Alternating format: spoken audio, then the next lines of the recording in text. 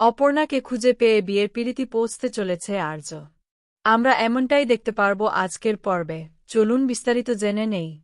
শুরুতে দেখা যায় আর্য অপর্ণাকে বলে, আমি জানতাম যে আমি তোমাকে ঠিক এখানেই খুঁজে পাবে।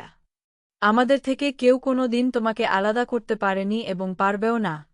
ভয় পেয়েছিলে তাই না? খুব কি ভেবেছিলে আমি তোমাকে খুঁজে পাব না, তাই না? অপর্ণা বলে, আমিও জানতাম আপনি আসবেন আমাকে ফিরিয়ে নিয়ে যেতে, ঠিক যেমন প্রত্যেকবার আসেন।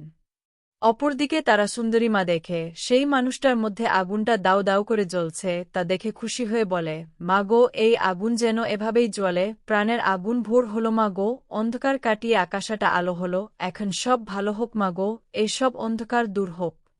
রাজলক্ষ্মী তখন মনে মনে ভাবে, এই আগুনের শিখা দেখে মনে হচ্ছে আবার নতুনভাবে শুরু হলো, তবে কি অপর্ণার বিপদ কমল?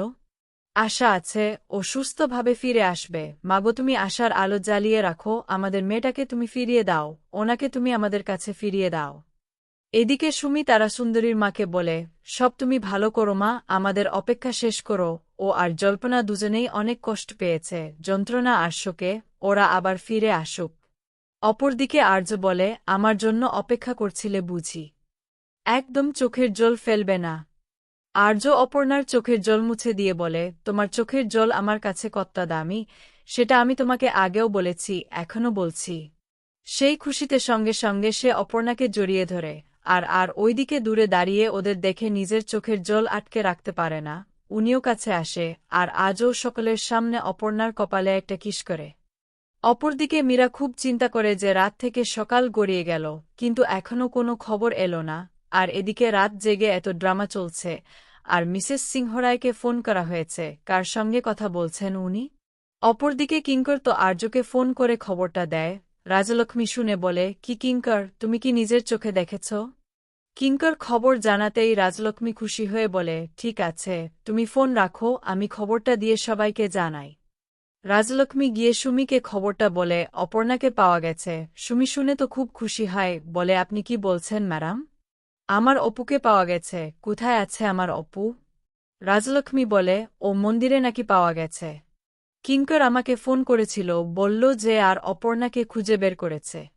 তখন সুমি বলে, মা, রক্ষা করো আমাদের মেয়েটাকে।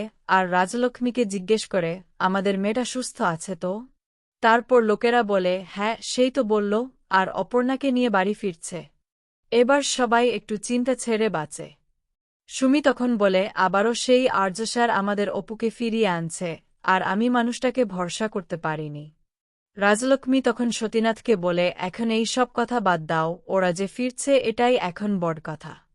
তার সুন্দরী মাও তো খবরটা শুনে খুশি হয়ে যায়। অপরদিকে আর্য অপর্ণাকে জিজ্ঞেস করেছে, আমাকে বলো তো আসলে কি হয়েছিল, তুমি এখানে এলে কি করে? অপর্ণা বলে যে কিছু গুন্ডা আমাকে নিয়ে যাওয়ার চেষ্টা করেছিল। আর্য বলে, হ্যাঁ, সেটা আমাকে মেঘরাজ বলে। তুমি গাড়িতে কখনো নেমেছিলে? তখন অপর্ণা বলে, গাড়িটা অ্যাক্সিডেন্ট হয়েছিল, তারপর খানিকক্ষণ আমার জ্ঞান ছিল না, মীরাও ছিল, তারপর চোখ খুলে ওনাকে দেখতে পাইনি। আর যে বলে, মীরা বোধহয় সেই সময় কিঙ্করকে ফোন করেছিলি, সবটা জানিয়েছে। একটা জিনিস আমি বুঝতে পারছি না, তুমি গাড়ি থেকে নামলে কখন? অপর্ণা বলে, মেঘরাজ, বুঝতে পারিনি, আমি নিজেকে বাঁচানোর জন্য গাড়ি থেকে ঝাঁপ দিয়েছিলাম। আর্য বলে, কি, তুমি গাড়ি থেকে ঝাঁপ দিয়েছিলে? তোমার তো যা খুশি হয়ে যেতে পারত, তুমি কেন এই সব করছ? মেঘরাজ তোমার কিছু খারাপ করতে পারত, তাই না? আমার খুব বেশি একটা চোট লাগেনি, আমি পড়ে যাওয়ার পর আবার যখন ওঠার চেষ্টা করি, দেখি কয়েকটা লোক আমাকে তাড়া করতে আসে, ওরা খারাপ লোক। আমি নিজেকে বাঁচাতে পারিনি। ওরা আমাকে ওদের গাড়িতে তুলে নিয়েছিল, তো আমি নিজেকে বাঁচানোর জন্যই গাড়িতে গিয়ে আমার কিছু জিনিস ফেলতে ফেলতে যাচ্ছিলাম। আর মন্দিরের সামনে ভিড় দেখে ওরা গাড়ির স্পিড কমাতে একটুখানি বাধ্য হয়, আর আমি সেই সুযোগে গাড়ি থেকে নেমে পড়ি, আর তারপর আমি মন্দিরের দিকে ছুটতে থাকি। ওরা আমার পিছনে ধাওয়া করে, আমি কি করব, কোথায় যাব, কিছুই বুঝতে পারছিলাম না। তারপরে আমি দৌড়ে মায়ের মূর্তির পিছনে গিয়ে লুকিয়ে যাই। কোনো উপায় না পেয়ে আমি সারারাত মায়ের মূর্তির পিছনে লুকিয়েছিলাম। পুজো শুরু হলো, কিন্তু আমি ভয়ে বেরোতে পারিনি। আমি তারপর আপনার গলা পেলাম, আপনার গলার আওয়াজ পেয়ে আমি সাহস পেলাম বেরিয়ে আসার। আর্য বলে, তারা কারা ছিল, এত বড় একটা কাজ করে ফেলল, আমাকে তো জানতে হবে কাদের এত বড় সাহস। কিঙ্কর তখন গিয়েই আর্যকে বলে, চল বাড়ি চল। সব থেকে বড় কথা হচ্ছে অপর্ণাকে পাওয়া গেছে, ওকে বাড়িতে ফিরিয়ে নিয়ে যেতে হবে, এটাই বড় কথা। সবাই চিন্তা করে বাড়ি। অপর্ণা তখন বলে, মা বাবার ঠিক নেই, নিশ্চয়ই খারাপ কিছু ভেবে বসে আছে। আর কিঙ্কর বলে, না না, তেমন কিছু নয়, একটু অস্থির হয়ে আছে, তুমি বাড়িতে চলো, সব ঠিক হয়ে যাবে। এদিকে অপর্ণা বাড়ি আসবে শুনে আনন্দে একেবারে সবাই আত্মহারা, ফুলটুল দিয়ে সাজিয়েছে, অপর্ণা গেট দিয়ে ঢুকলেই ফুল ছড়া হবে না। এত বড় বিপদ কাটিয়ে বাড়ি ফিরেছে বলে কথা, তাই একেবারে ব্যান্ড পার্টিও নিয়ে এসেছে। ওদেরকে বলে যে একেবারে রেডি থাকবে, কিন্তু সুমি বললে একেবারে শুরু করে দেবে। বাজানো একেবারে একা থাকা বাজনা বাজবে। রুম্পা তখন শুনে বলে, কি বলছি, তুমি এইসব ছাড়ো তো, অপর্ণা একটু বাজি ফাটানো হবে না? চলতি বছরে দিনের বেলায় বাজি ফাটাতেই তার থেকে ভালো 2টার মালা জোগাড় করে, বুঝলি তো? তখন বলে, মালা দিয়ে কি হবে? আরে অপু এলে ওকে মালা পরিয়ে অভ্যর্থনা জানাবে, তার সঙ্গেই সব বাজনা, আজ জমে যাবে। রুম্পা ছুটে গেছে মাল আনতে, সবকিছু একসাথে রাখা সম্ভব হচ্ছে না। ছুটে এসে সন্তুকে জিজ্ঞেস করল, অপর্ণা এখনো আসেনি? শেফালি সন্তুকে বলে, এই রাজা কিছু করছে না, ওরা এলে সারা পাড়া সহজেই জানতে পারবে। তুমি যখন ছুটে আসো তখন সবকিছু ঠিকমতো রাখতে পারছ না। সতীনাথ জিজ্ঞেস করল, পেল? ওরা তো হাসছে। শুনে বল, তোমরা কেন হাসছ? সতীনাথ বলে, আরে ওরা বলে ও পড়লে নাকি সারা পাড়া জানতে পারবে। সুমি তখন জিজ্ঞেস করে, কি হচ্ছে? আরে সে তো কাকুদের মধ্যে ব্যবস্থা করেছিল, খাব নাকি?